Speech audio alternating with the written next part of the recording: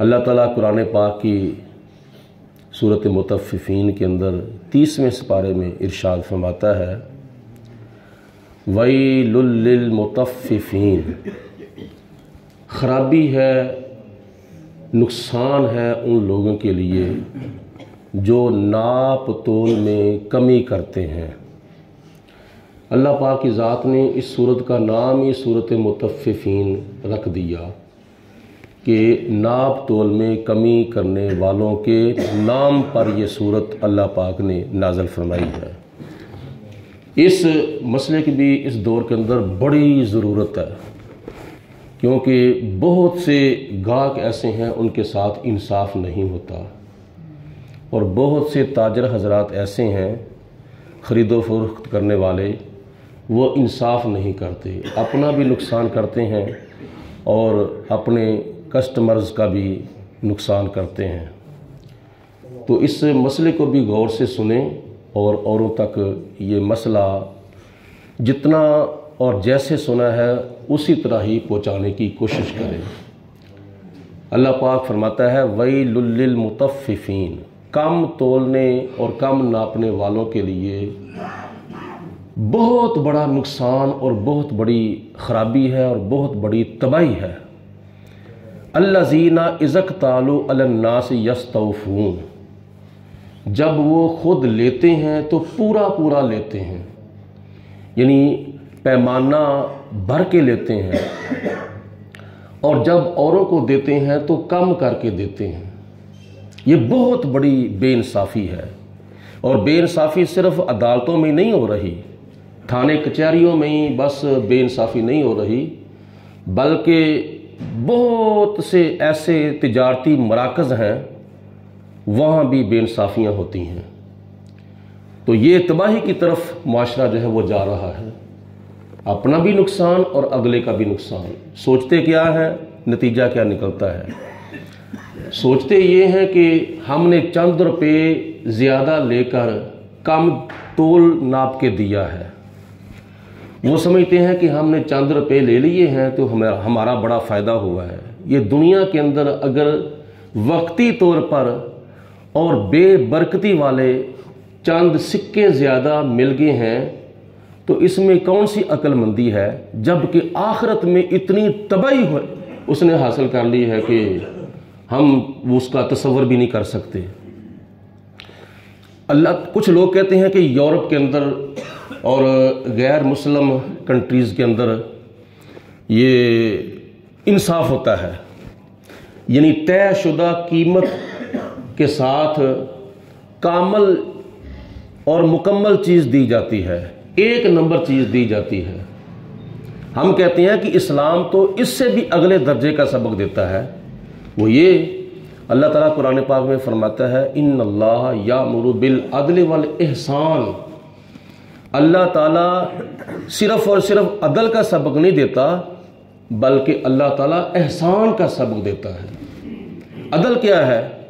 अदल ये है कि तयशुदा कीमत के मुताबिक कामल चीज़ देना और पूरी चीज़ देना, दोनों पलड़े बराबर रख के चीज़ देना, ये है अदल।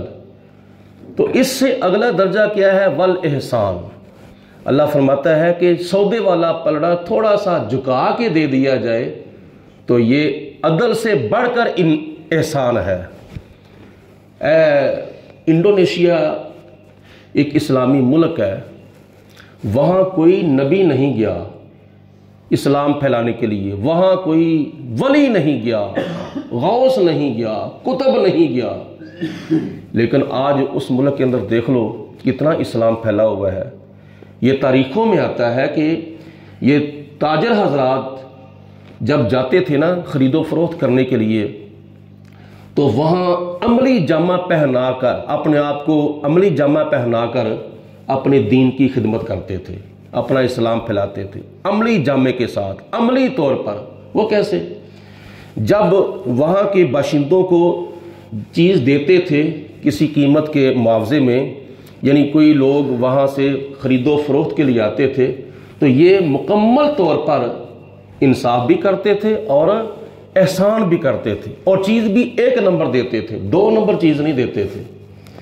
دوسرے نمبر پر جب اذان کا وقت ہو جاتا تھا تو ساری مارکیٹیں بند کر کے، ساری فیکٹریاں بند کر کے، سارے تجارتی مراکز بند کر کے وہاں مصلی بچھا کر اللہ کے حضور سجدہ ریز ہو جاتے تھے، نماز 5 وقت کی پڑھتے تھے۔ تو ان کے اس عمل سے متاثر ہو کر وہاں سے لوگوں نے پوچھا، وہاں کے لوگوں نے، کہ یہ تم کیا کرتے ہو؟ وہ کہتے ہیں کہ ہمارا دین، ہمارا اسلام ہمیں یہ سبق دیتا ہے کہ چیز 1 نمبر دو، اور صرف انصاف کے ساتھ نہیں بلکہ احسان کے ساتھ دو، اور دوسرے نمبر پر 5 وقت کی نماز ادا کرو، تلاوت قرآن کرو۔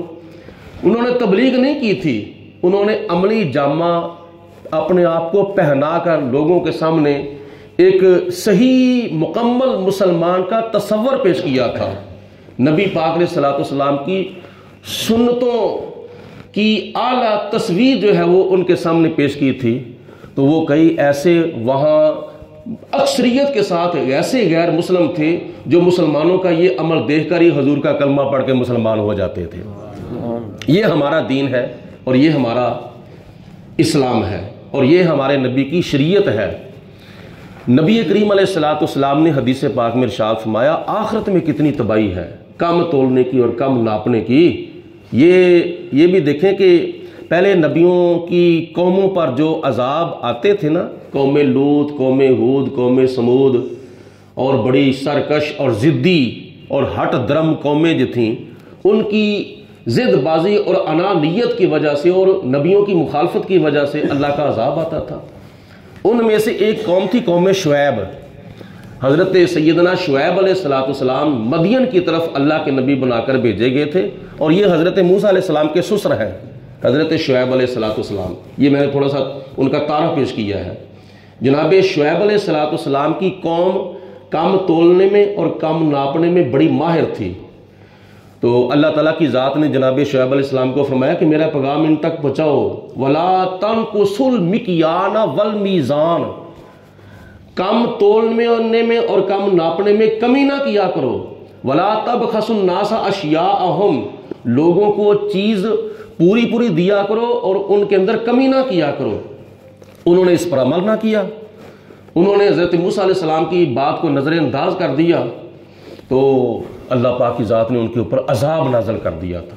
اور حضور علیہ الصلوۃ والسلام نے حدیث پاک میں ارشاد فرمایا، قیامت کے دن جو دنیا کے اندر کم تولتے ہیں، کم ناپتے ہیں، بے انصافی کرتے ہیں، گاہکوں کے ساتھ ظلم کرتے ہیں، جب وہ قیامت کے دن اللہ کی بارگاہ میں پیش کیے جائیں گے نا حساب و کتاب کے لیے، تو ان کا چہرہ سیاہ ہوگا، استغفر اللہ، ان کا چہرہ سیاہ ہوگا، ان کی زبان جو ہے وہ توتلی بھی ہوگی اور باہر بھی نکلی ہوگی، اور ان کی آنکھیں نیلی ہوں گی، اور ان کے گلے کے اندر، ان کی گردن کے اندر ان کی گردن کے اندر آگ کا ترازو پہنایا جائے گا، آگ کا ترازو، اور پھر اس کو دونوں پہاڑوں کے درمیان رکھ کے کہا جائے گا کہ یہاں سے لے کر یہاں تک تولو۔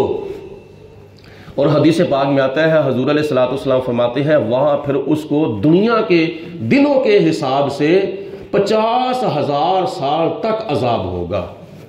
یہ ہے آخرت کے اندر ان لوگوں کا نقصان، ان لوگوں کی خرابی جو دنیا کے اندر صرف وقتی طور پر چند روپے کا فائدہ حاصل کرنے کے لیے گاہ کو اندھا بنا دیتے ہیں اور ہاتھ کی صفائی دکھاتے ہیں۔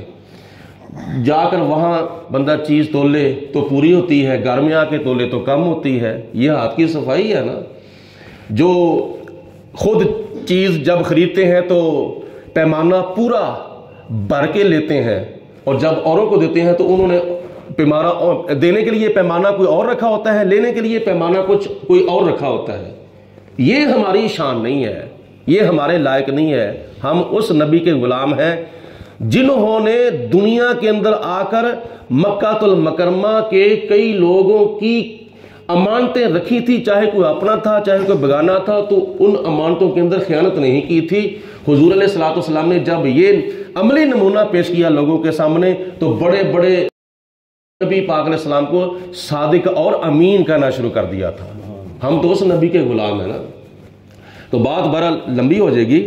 نبی کریم صلی اللہ تعالیٰ علیہ وسلم نے اس کی بڑی اہمیت بیان فرمائی ہے، اور یہ حقوق العباد کا بڑا اہم مسئلہ ہے۔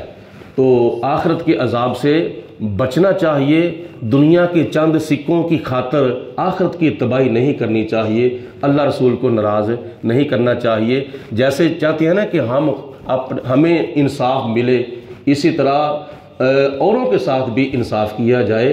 تو اگر یہ ذخیرہ اندوزی، کم تولنا اور کم ناپنا یہ ہمارے اندر ختم ہو جائے تو معاشرہ جو ہے وہ کافی حد تک جو ہے وہ سدھر سکتا ہے۔ کئی خرابیاں ہمارے معاشرے کے اندر ایسی رائج ہو چکی ہیں کہ ہمیں بعض اوقات لوگ کہتے ہیں کہ ہمیں سمجھ نہیں آ رہی کہ ہو کیا رہا ہے ہمارے ساتھ اور کار کون رہا ہے۔ تو اللہ تعالیٰ کے غضب سے بچنا چاہیے، اللہ تعالیٰ کا ڈر اور خوف خدا جتنا زیادہ ہوتا ہے اپنے دل کے اندر پیدا کرنا چاہیے۔ اللہ عمل کرنے کی توفیق عطا فرمائے۔ وآخر دعوانا ان الحمدللہ رب العالمین۔ صلاۃ و سلام علیک یا سیدی یا رسول اللہ وعلی آلک وصحبک یا سیدی یا صلاۃ و سلام علیک یا الصلاۃ والسلام علیک وعلی آلک وصحبک یا خاتم اللہم صلی علی سیدنا و مولانا محمد معدن الجود والکرم وآلہ وصحبہ وبارک وسلم۔ ربنا آتنا فی الدنیا حسنۃ وفی الآخرۃ حسنۃ وقنا عذاب النار۔ اللہم اید الاسلام والمسلمین، اللہم اید الایمان والمؤمنین، لا الہ الا انت سبحانک انی کنت من الظالمین۔ یا حی یا قیوم برحمتک استغیث۔ الہی بحق بنی فاطمہ کے برقول ایما کنی خاتمہ، اگر دعوت امرد کنی ور قبول، منو دست و دامان آل رسول۔ لا الہ الا انت سبحانک انی کنت من الظالمین۔ اللہم انک عفو تحب العفو فاعف عنا یا غفور یا غفور یا غفور۔ وصلی اللہ علی حبیبہ محمد وآلہ وصحبہ۔